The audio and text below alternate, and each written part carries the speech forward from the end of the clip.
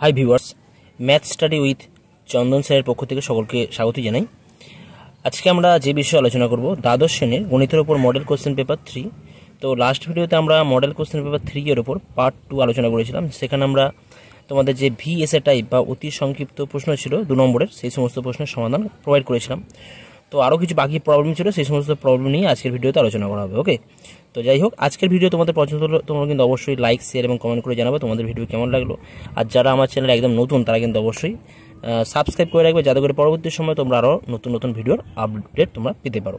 তো যাই হোক, আর সময় নষ্ট করবো না, শুরু করবো আমরা মডেল কোশ্চেন পেপার 3 পার্ট 3। যে সমস্ত প্রশ্নগুলো ছিল সেই সমস্ত প্রশ্নের সমাধান। মডেল কোশ্চেন পেপার 3 পার্ট এ লাস্ট আমরা করেছিলাম কোশ্চেন নাম্বার 1 দাগের সি এর রোমান 3 পর্যন্ত লাস্ট করা হয়েছিল। তো আজকে আমরা রোমান 4 থেকে কন্টিনিউ করব। এখানে সি এর দাগের রোমান 4 কি আছে দেখো, limit of x tends to e log x minus 1 by x minus e এর মান কত হবে নির্ণয় করতে হবে। তো এখানে কি দেওয়া আছে, limit of x tends to e log x minus 1 by x minus e, এত এর মান নির্ণয় করতে হবে। তো পরিষ্কার, যদি তোমরা এখানে এক্স এর জায়গায় ই পুট করো তাহলে কি পাবে, লগ ই মাইনাস 1, অর্থাৎ লগ ই মানে 1 হয়ে যায়, তার মানে এটা 1 মাইনাস 1, তার মানে 0 হবে, এটা 0 বাই, আর নিচে কত হবে, যদি আমরা এক্স এর জায়গায় ই বসাই তাহলে এখানে কিন্তু আমাদের হরে, এটা লব, এটা নিচে হর আছে, তাহলে হরে কত হয়ে যাবে, 0 মাইনাস ই মাইনাস ই, ই মাইনাস ই মানে কত হয়, 0 হয়, তার মানে এটা 0 বাই 0 ফর্ম হয়ে যাচ্ছে। ঠিক আছে, লিমিটের ক্ষেত্রে আমরা 0 বাই 0 ফর্মুলা আমরা কি ইউজ করি না, এল হসপিটাল রুলস আমরা ইউজ করে থাকি। এল হসপিটাল রুলে কি বলা হয় না, লব ও হরকে এক্স এর সাপেক্ষে ডেরিভেটিভ করতে হয় আলাদা আলাদা, কেমন। তো সেই জায়গাতে আমরা কি করবো, limit of x tends to e যেমন ছিল তেমনই করলাম, আর লবকে আমরা এক্স এর সাপেক্ষে ডেরিভেটিভ করবো। লবকে কি করবো আমরা, এক্স এর সাপেক্ষে ডেরিভেটিভ করবো। ডেরিভেটিভ করলে কি পাওয়া যাবে, 1 বাই এক্স পাওয়া যাবে, আর একের ডেরিভেটিভ করলে কি হয়, 0 হয়, এ মাইনাস 0। এখানে নিচে কি পাবো, এক্স পাবো। তো এক্সকে যদি আমরা ডেরিভেটিভ করি এক্সের সাপেক্ষে তাহলে কী পাবো, এখান থেকে 1 পাওয়া যাবে, আর মাইনাস ই তো কনস্ট্যান্টের ডেরিভেটিভ করলে কিন্তু এটাও 0 হয়ে যায়। তার মানে আমরা লিখতে পারি এখানে ইউজিং এল হসপিটাল রুল বা এল হসপিটাল রুলসের সাহায্যে। কি বলা হলো, এল হসপিটাল নিয়মের প্রয়োগ করে আমরা এটা পেলাম এখান থেকে। তো এখান থেকে তাহলে পাওয়া যাচ্ছে limit of x tends to e just 1 by x পড়ে থাকবে। এখন এক্সের জায়গায় ই পুট করলে কিন্তু কোনো অসুবিধা নেই, 1 বাই 0 আসবে না, এই ফর্মেটে কিছু নেই। তো জাস্ট আমরা কি পুট করবো, এক্সের জায়গায় ই পুট করবো, পুট করলে কত হয়ে যাবে, 1 বাই ই। তাহলে limit of x tends to e log x minus 1 by x minus e এর মান কত হয়ে যাচ্ছে, 1 বাই ই। তো তোমরা এটা এল হসপিটাল রুলস অ্যাপ্লাই করলে কিন্তু খুব ইজিলি অঙ্কটা তোমরা করতে পারবে। ওকে, তো এটা হয়ে যাচ্ছে আমাদের অ্যান্সার, 1 বাই ই এখানে অ্যান্সার হয়ে যাচ্ছে। নেক্সট আসছি কোশ্চেন নাম্বার রোমান 5, সি এর দাগে রোমান 5। রোমান 5 কি দেওয়া আছে দেখো, integration of -1 to 1 mod of 2x plus 1 dx এত এর মান কত হবে নির্ণয় করতে হবে। তো এখানে কোশ্চেনে কি দেওয়া আছে, integration of -1 to 1 mod of 2x plus 1 dx এত এর মান নির্ণয় করতে হবে। তো এখানে কিন্তু mod of 2x plus 1 আছে, তো তোমরা কিন্তু সিম্পল 2x plus 1 এর ইন্টিগ্রেশন করলে কিন্তু তোমরা অঙ্কটা করা যাবে না, যেহেতু মড দেওয়া আছে। তো তার আগে আমরা কি করব, এই মড চিহ্নটা আমরা তুলে মডকে আমরা ব্রেক করে লেখার চেষ্টা করব। মড চিহ্নকে আমরা ব্রেক করে লিখবো। কি দেওয়া আছে ফাংশনটা, mod of 2x plus 1, mod of 2x plus 1 equal to আমরা কি লিখতে পারি, ইকুয়াল টু 2x প্লাস আমরা লিখতে পারি। এটা কখন লিখতে পারবো, যদি 2x plus 1 কি হয় না, গ্রেটার দ্যান 0 হয় বা গ্রেটার অর ইকুয়াল টু 0 হয়। তার মানে কি, গ্রেটার অর ইকুয়াল টু যদি 0 হয় তাহলে আমরা এটা লিখতে পারি, কেমন। তো তাহলে এই জায়গা থেকে কি বলতে পারি, যখন x greater or equal to, একটা ওদিকে চলে গেলে -1 হয়ে যাবে, -1, আর দুইটা নিচে নেমে আসলে -1/2 হয়ে যাচ্ছে। অর্থাৎ যদি x greater or equal to -1/2 হয় তাহলে mod of 2x plus 1 এর ভ্যালু কত হবে না, 2x plus 1 হবে। এখানে পজিটিভ বা 0 হলে হতো, আর সেখান থেকে আমরা এক্সের মানটা বার করে নিচ্ছি। আর কি বলতে পারি, equal to minus of 2x plus 1 হবে, কার মান না, mod of 2x plus 1 এর value minus of 2x plus 1 হবে যখন কি হবে না, x less or equal to -1/2 হবে, বা লেস দ্যান বলতে পারি। আগেটা আমরা যেহেতু 0 নিয়েছি এখানে, এটা আমরা লেস দ্যান নিতে পারি। ওকে, কখন না, যখন এক্স লেস দ্যান -1/2। এই ইকুয়াল টু যে কোনো একটার মধ্যে রাখলে, এখানেও রাখতে পারি অথবা এখানে রাখতে পারি, ঠিক আছে, এখানে রাখা যায় অথবা এখানে রাখা যায়, যে কোনো একটা জায়গাতে রাখলেই কিন্তু আমাদের হয়ে যায়। তাহলে আমরা এখন কি করব, আমাদের যে ইন্টিগ্রেশনের মান নির্ণয় করতে হবে সেখানে আমরা করব যেটা -1 to 1 আছে আমাদের লিমিট। তো এই লিমিটটাকে আমরা ব্রেক করে লিখব -1 to minus half mod of 2x plus 1 dx plus integration of minus half to 1 mod of 2x plus 1 dx, right. কারণ কি, যেহেতু এখানে দেওয়া রয়েছে, যদি আমরা একটা রিয়েল লাইন যদি আমরা ড্র করি, সেখানে দেখো, সেখান থেকে তোমরা দেখতে পাবে, সাপোজ এটা হচ্ছে, আমি 0 ধরছি, এটা 0 আছে, আর এইখানে ধরো সাপোজ আমাদের 1 পয়েন্ট আছে, বা একটু আগে যদি ধরি, এখানে 1 পয়েন্ট আছে, আর আছে আমাদের -1 পয়েন্ট এই পজিশনে রয়েছে, -1 পয়েন্ট এখানে আছে, আর মাইনাস হাফ নিশ্চয়ই এই পজিশনে থাকে, মাইনাস হাফ থাকবে। তো প্রথমটাতে কী দেওয়া আছে, এক্সের ভ্যালু যদি আমাদের মাইনাস হাফ বা মাইনাস হাফের চেয়ে বড়ো হয়, তাহলে mod of 2x plus 1 এর ভ্যালু কত হয়, 2x plus 1, মাইনাস হাফ বা মাইনাস হাফের চেয়ে বড়ো, তার মানে এই দিক থেকে যেরকমভাবে যেতে থাকবে, ঠিক আছে, সমস্ত ক্ষেত্রে। কিন্তু এখানে দেখো আমাদের কী দেওয়া আছে, তাহলে মাইনাস হাফ থেকে 1-এর মধ্যে দেওয়া রয়েছে, তার মানে এই যে ভ্যালুটা আছে, এটা কখন হবে না, 2x plus 1 হবে। আচ্ছা, আরেকটা কী দেওয়া আছে দেখো, এক্সের ভ্যালু মাইনাস হাফের চেয়ে ছোটো, মাইনাস হাফের চেয়ে ছোটো মানে এই দিক থেকে এই দিকে যাবে, অর্থাৎ বলতে পারি মানে মাইনাস হাফের থেকে যত ছোট হবে তত কিন্তু mod of 2x plus 1 এর ভ্যালু কী হবে না, মাইনাস অফ 2x plus 1 হবে। অর্থাৎ যদি এক্সের মানটা এখানে -1 থেকে মাইনাস হাফের মধ্যে থাকে, তাহলে mod of 2x plus 1 এর ভ্যালু কত হয়ে যাবে, মাইনাস অফ 2x plus 1। তাহলে আমরা এখানে লিখতে পারি integration of -1 to minus half mod of 2x plus 1 এর ভ্যালু কত হবে না, মাইনাস অফ 2x plus 1। কেন হয় বোঝা গেল নিশ্চয়ই, dx। আর কখন না আরেকটা দেওয়া আছে, যদি এক্স এর ভ্যালু কত হয় না, মাইনাস হাফের চেয়ে বড় হয়, মাইনাস হাফের চেয়ে বড় হলে কত হয়ে যায়, মাইনাস হাফের চেয়ে যদি বড় হয়ে যায় এক্স এর ভ্যালুটা, তখন mod of 2x plus 1 এর ভ্যালু হয় জাস্ট 2x plus 1 হয়। তাহলে আমরা এখানে কী করবো, -1/2 to 1 2x plus 1 আমরা ইউজ করবো ইন্টু dx। এবার জাস্ট আমরা এখান থেকে সিম্পল ইন্টিগ্রেশন করবো, ইন্টিগ্রেশন করলে আমরা কিন্তু অ্যান্সার পেয়ে যাবো, কেমন। তো যদি ইন্টিগ্রেশন করা হয় তাহলে কী পাবো, দেখো মাইনাস অ্যাজ ইট ইজ থাকবে, যেমন ছিল তেমনই থাকবে, 2x, এক্স এর ইন্টিগ্রেশন হল x²/2, তাহলে জাস্ট x² পড়ে থাকবে, দুই দিকে ক্যান্সেল হয়ে গেলে 1 এর জন্য জাস্ট আমরা x পাবো।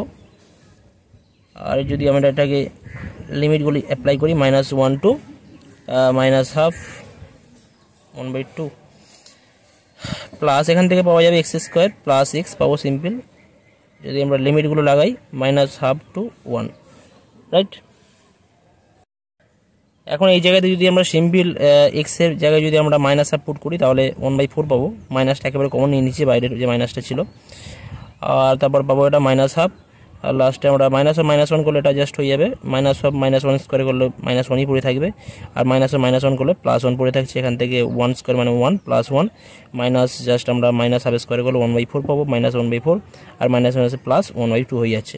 এই জায়গা থেকে তোমরা ক্যালকুলেশন করলে তোমরা যেহেতু পাবে, জাস্ট এখান থেকে মাইনাস এক ক্যান্সেল হয়ে যাচ্ছে এখান থেকে, তাহলে এই জায়গা থেকে আমরা পাবো 1/4 -1/2 করলে কিন্তু এখান থেকে আমরা -1/4 পাবো, কেমন, ওকে। প্লাস এখান থেকে পাওয়া যাবে 2, আর এখান থেকে পাওয়া যাচ্ছে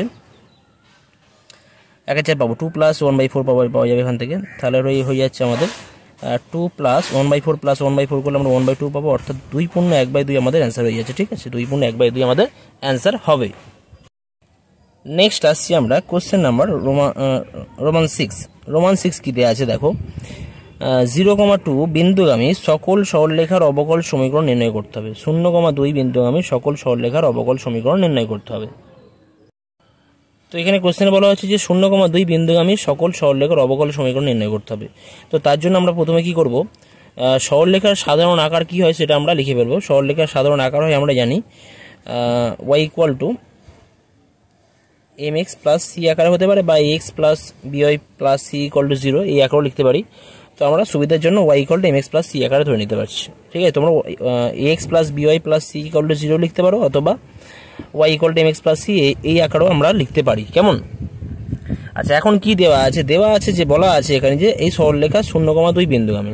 তো যদি 0,2 বিন্দুগামী হয়, তাহলে আমরা এখানে x এর জায়গায় 0 আর y এর জায়গায় 2 বসাতে পারি। বসালে কি পাবো, সরলরেখাটি 0,2 বিন্দুগামী হলে আমরা কি বসাতে পারি, y এর জায়গায় 2 বসাবো আর x এর জায়গায় 0 বসাবো, তাহলে কি পাবো, 2 = 0 + c, অর্থাৎ কত পাওয়া যাচ্ছে, c = 2 হয়ে যাচ্ছে। তাহলে এই জায়গা থেকে বলতে পারি সরলরেখার সমীকরণ কি হয়ে যাবে, y = mx + 2, রাইট। আচ্ছা, এখান থেকে যদি আমরা m এর মানটা বার করে নিই, তাও কি পাবো, m এর মানটাকে যদি আমরা একেবারে বাইরে বার করে রাখি, তাহলে এই জায়গা থেকে কি পাওয়া যেতে পারে,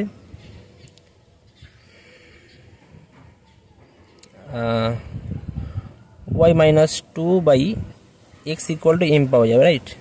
তো এটা আমরা জাস্ট বার করে রাখলাম, এটা আমরা পরে আমরা ইউজ করব।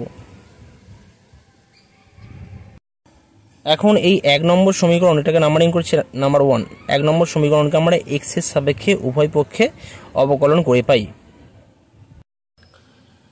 তো এখানে 1 নম্বর সমীকরণকে যদি আমরা উভয় পক্ষে এক্স এর সাপেক্ষে অবকলন করে পাই তাহলে কি পাবো? ওয়াইকে করলে আমরা জাস্ট পাবো ডিওয়াই ডিএক্স, আর ডান দিক থেকে জাস্ট পাওয়া যাবে এম এক্স প্লাস 2 থেকে জাস্ট আমরা এম পাবো, আর 2 এর তো আমাদের কনস্ট্যান্ট 0 হয়ে যাবে। তাহলে ডিওয়াই ডিএক্সকে আমরা এখন ওয়াই 1 আকারে লিখতে পারি। হ্যাঁ, ওয়াই 1 মানে কিন্তু ডিওয়াই ডিএক্স হয়। আর এম এর জায়গায় আমরা মান জেনেছি, এম এর মানটা কত না y minus 2 by x, just এখানে পুট করে দেবো y minus 2 by x put করে দিলাম, যেহেতু M equal to y minus 2 by x, right. তাহলে এই জায়গা থেকে যদি আমরা সিম্পল ক্যালকুলেশন করি তাহলে কী পাবো? X y 1 minus y plus 2 equal to 0, যেখানে লিখে দেবো আমরা ওয়াই 1 ইকুয়াল টু কত না y 1 equal to dy dx. তো এটাই হয়ে যাচ্ছে x y 1 plus y minus y plus 2 equal to 0। এটাই হয়ে যাচ্ছে আমাদের নির্ণেয় সরলরেখার সমীকরণ বা সরলরেখা সমূহের সমীকরণ, যারা প্রত্যেকেই 0,2 বিন্দুগামী হয়। তো আমরা কি বলবো? এটি নির্ণেয় অবকল সমীকরণ। নেক্সট আসছি আমরা কোশ্চেন নাম্বার ডি এর দাগের রোমান 1। ডি এর দাগের রোমান 1 কি দেওয়া আছে দেখো, ডি এর দাগের রোমান 1 দেওয়া আছে, যদি mod of vector A cross vector B equal to 3 এবং vector A dot vector B equal to 4, তখন mod of vector A square into mod of vector B square এত এর মান কত হবে নির্ণয় করতে হবে। তো এখানে কি দেওয়া আছে? Mod of A vector cross B vector equal to 3 এবং vector A dot vector B equal to 4। তো আমরা জানি ক্রস প্রোডাক্ট, ভেক্টর ক্রস প্রোডাক্টের ক্ষেত্রে কি হতো? Vector A cross vector B equal to কি হয়ে যেত না মড, এখানে হতো আমাদের mod A vector mod B vector, আর পাশে হতো আমাদের সাইন থিটা, অর্থাৎ ভেক্টর এ এবং ভেক্টর বি এর মধ্যে যে অ্যাঙ্গেল হতো আমাদের সেটা, আর পাশে হতো একটা আমাদের ইউনিট ভেক্টর থাকতো এন ক্যাপ, ইউনিট ভেক্টর বা একক ভেক্টর একটা থাকতো, কেমন? তো তাহলে এখন যদি এই ক্রস ভেক্টরে যদি আমরা মড নিই তাহলে কি পাবো? Mod A vector cross mod B vector equal to এই টোটালটার মড ভেক্টর মানে mod of mod A vector mod B vector mod sine theta, আর কি হতো না মড, প্রত্যেকটারই মড হয়ে যেত, কেমন? প্রত্যেকটারই মড হবে, আর মড এন ক্যাপ পাবো, এই ভেক্টর প্রত্যেকের মড পাবো, হোল মড পেতাম, সব কটারই মড হয়ে যাবে এখানে। অথবা যদি আমরা এখানে যদি এই মডটা যদি নেক্সট লাইনে আমরা করি, এই মডটা আমরা এখন দিচ্ছি না, পরের লাইনে করছি, মানে mod A vector mod B vector sine theta N cap তাদের মড করতে পারতাম। ইকুয়াল টু কী বলবো? ইকুয়াল টু প্রত্যেকটা এবার ইন্ডিভিজুয়াল মড চলে আসবে, কেমন? মানে আলাদা আলাদা, প্রত্যেকের আলাদা আলাদা। মড এ ভেক্টর এর মড, মড বি ভেক্টর এর mod, mod of sine theta, আর কী হবে না মড অফ এন ক্যাপ হয়ে যাবে। তো এন ক্যাপ তো ইউনিট ভেক্টর, একক ভেক্টর, আর একক ভেক্টরের মডুলাসের বলে কত হয়ে যায়? 1 হয়ে যায়। তো তাহলে আমরা এখান থেকে বলতে পারি যার mod of mod A vector মানে মড এ ভেক্টরই হয়, দুখানা মড নেওয়া হয় না, আমরা একটা মডে নিই, দুটো মড মানে একটা মড, মড মানে কি জাস্ট পজিটিভ করে দেয় এই ক্ষেত্রে। তো এখানে মডুলাসের ব্যাপার রয়েছে, তো একটা মড নিলেই কিন্তু একই বোঝাই। আর মড অফ সাইন থিটাকে আমরা সাইন থিটা আকারে লিখতে পারি, অসুবিধা নেই।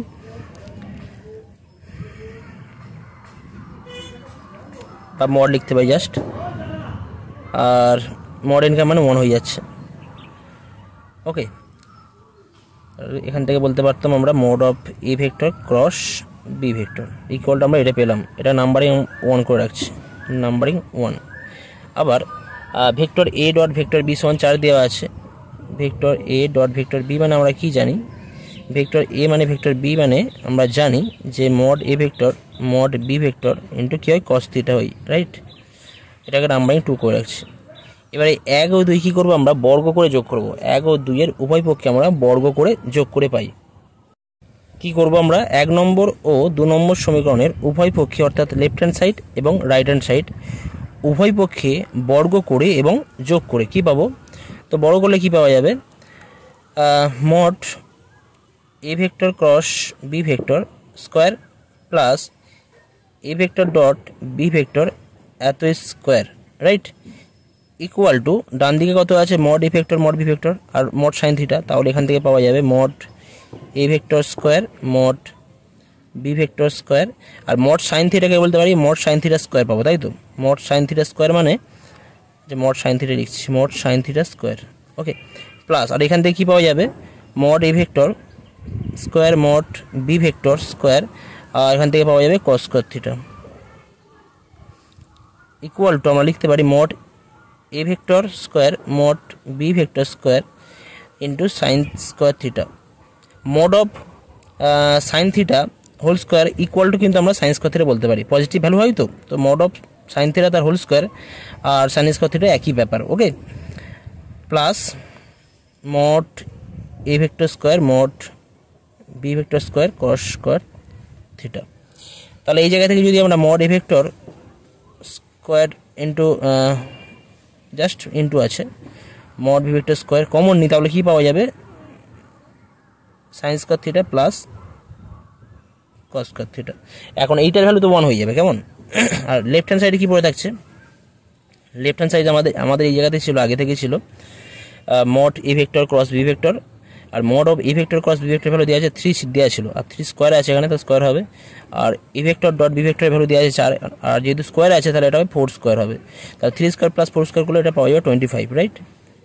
তাহলে এখান থেকে আমরা পেয়ে যাচ্ছি 25 equal to mod A vector square আর মড বি ভেক্টর স্কোয়ার।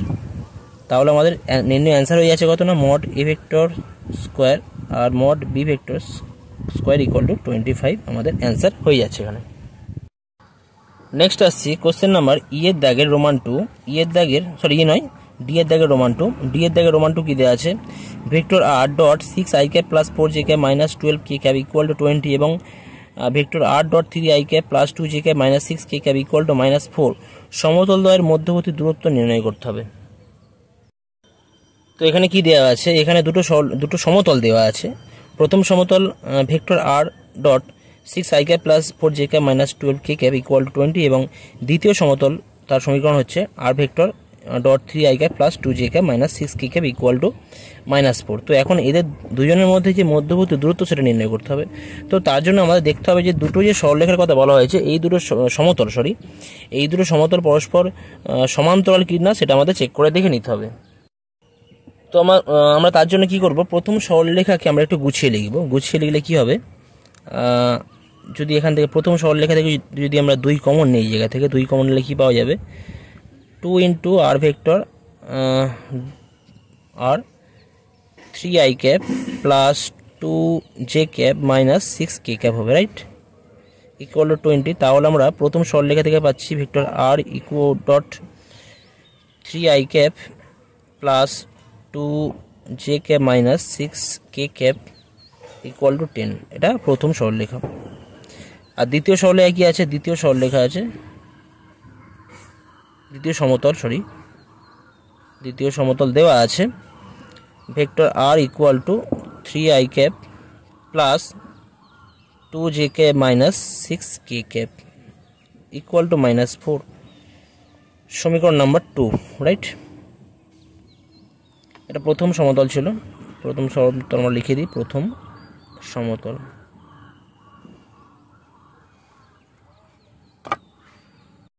তার মানে প্রথম সমতলের ক্ষেত্রে বলতে পারি মানে এক্স এর যে coefficient x plus by plus CZ plus D যে আকারে থাকে, সেক্ষেত্রে আমাদের এ বি সি কত আছে 3 আছে 2 আছে আর -6 আছে। এখানেও কিন্তু দ্বিতীয় সমতলের ক্ষেত্রে কিন্তু x plus by plus CZ plus D equal to 0 যে আমাদের সমীকরণ হয় সমতলের, সেখানেও কিন্তু আমরা দেখতে পাচ্ছি এ বি সি এর মান কিন্তু সেম আছে। তাহলে এই দুটো সমতল কিন্তু পরস্পর সমান্তরাল।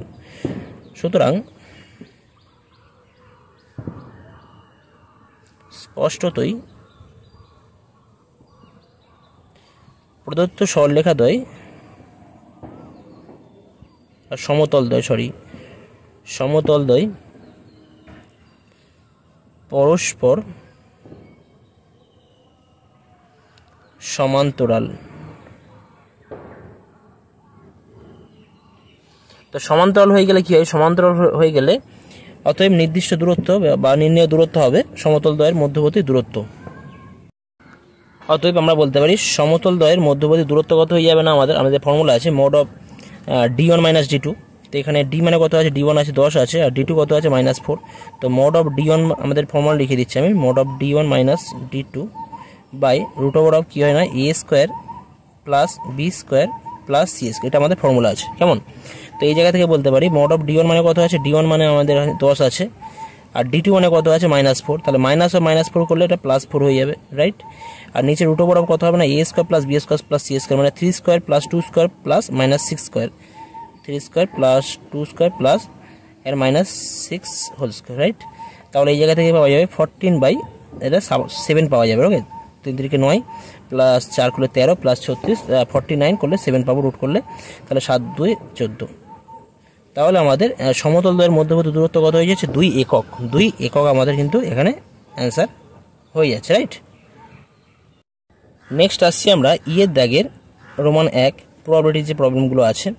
যদি probability of A equal to 0.8, probability of B equal to 0.5 এবং probability of B conditional to A হয় ইকুয়াল টু 0.4, তবে দেখাতে হবে বা আমাদের মান নির্ণয় করতে হবে probability of A conditional to B, বা আমাদের কন্ডিশনাল প্রবাবিলিটি এখানে নির্ণয় করতে হবে।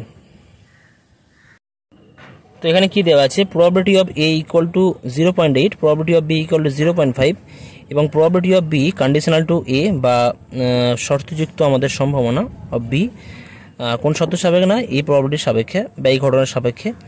আর probability of A conditional to B আমাদের নির্ণয় করতে হবে, অর্থাৎ এখানে শর্তযুক্ত সম্ভাবনার প্রশ্ন দেওয়া আছে। তো আমাদের যেটা দেওয়া রয়েছে প্রথমে probability of B conditional to A, এখান থেকে আমরা কি করতে পারি দেখা যাক। দেওয়া রয়েছে probability of B conditional to A is equal to 0.4। তো এই জায়গা থেকে লিখতে পারি আমরা probability of B by probability of B intersection A, এটা ইন্টারসেকশন আছে, okay, intersection by probability of A is equal to 0.4, right. তাহলে এই জায়গা থেকে আমরা কি বলতে পারি, probability of B intersection A divide by probability of A, probability of এর মান কত 0.8 ইজ ইকুয়াল টু কত বলবো আমরা, ইকুয়াল টু 0.4 আমাদের দেওয়া ছিল, right.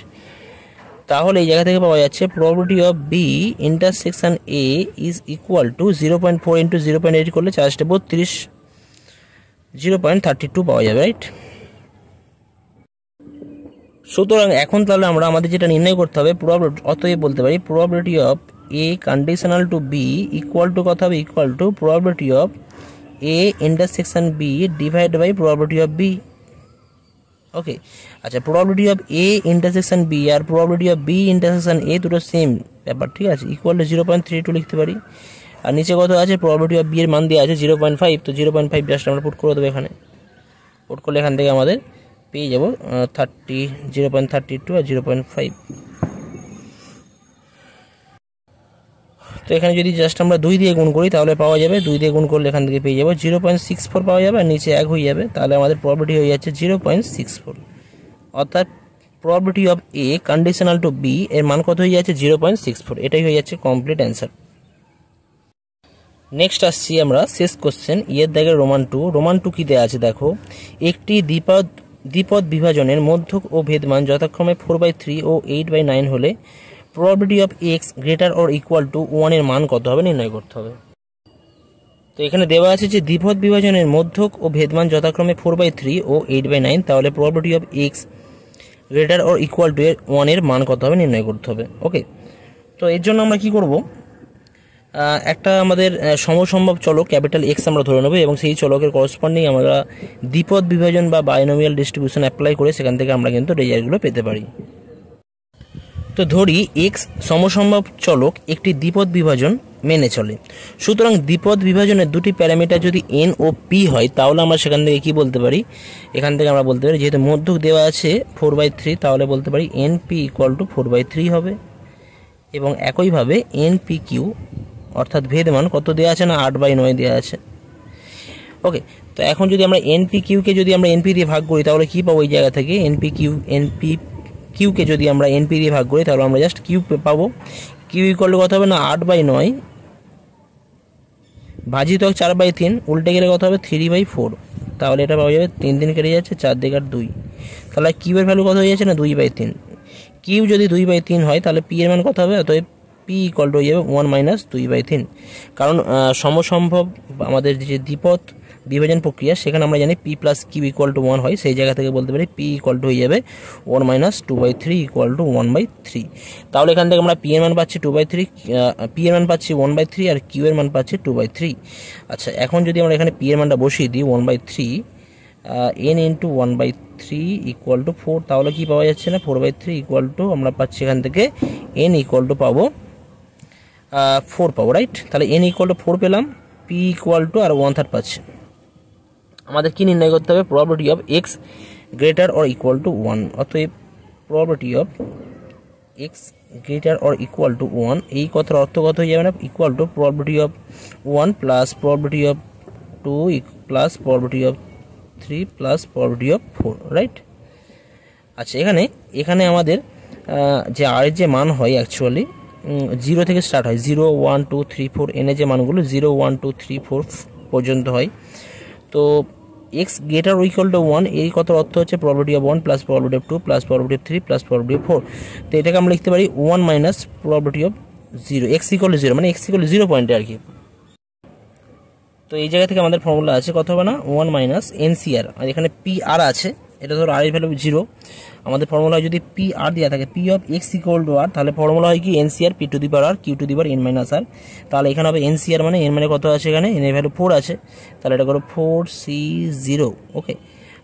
P to the power R, P to the power 0 আর Q to the power N minus R, মানে 4 মাইনাস 0 করলে আমরা পাবো 4 পাবো। তাহলে পাওয়া যাচ্ছে 1 মাইনাস 4C0 মানে তো 1 হবে, আর পি টু দি পাওয়ার 0 মানে তো এটা জাস্ট 1ই পড়ে থাকছে, আর Q to the power 4, Q to the power Q এর ভ্যালু কত 2/3 ছিল, ঠিক আছে। 2/3 জায়গায় 2/3 হোল টু দি পাওয়ার 4 করলে আমরা পাবো 2 দুগুণে 4, 4 দুগুণে 8, 2 16, 16/3 থেকে 9 3 27 3 1 আছে, 81 পাওয়া যাবে। তাহলে এখন 1 মাইনাস 16/81, তো 81 মাইনাস 16 করলে আমরা ওই জায়গা থেকে পাবো, তো এই জায়গা থেকে আমরা পাবো 1 মাইনাস 16/81, তাহলে এই জায়গা থেকে পাওয়া যাবে 65/81, অর্থাৎ probability of x greater or equal to 1 equal two 65/81। এটাই হয়ে যাচ্ছে আমাদের কমপ্লিট অ্যান্সার। তো আজকের ভিডিও থ্রু দিয়ে আমরা মডেল কোশ্চেন পেপার 3 এর যে বাকি যে সমস্ত ভিএসএ টাইপ বা অতি সংক্ষিপ্ত প্রশ্ন ছিল সে সমস্ত প্রশ্নের সমাধান করলাম। তো পরবর্তী ভিডিওতে আমরা মডেল কোশ্চেন পেপার 4 নিয়ে আলোচনা করব। তো তোমরা অবশ্যই কিন্তু বাড়িতে প্র্যাকটিস করতে থাকো এবং রেগুলার প্র্যাকটিস করতে থাকো, ঠিক আছে। তো যাই হোক, আজকের ভিডিও তোমাদের পছন্দ হলো তোমরা কিন্তু অবশ্যই লাইক শেয়ার এবং কমেন্ট করে জানাবো তোমাদের ভিডিও কেমন লাগলো। আর যারা আমার চ্যানেলে একদম নতুন তারা কিন্তু অবশ্যই সাবস্ক্রাইব করে রাখবে, okay. Thank you so much.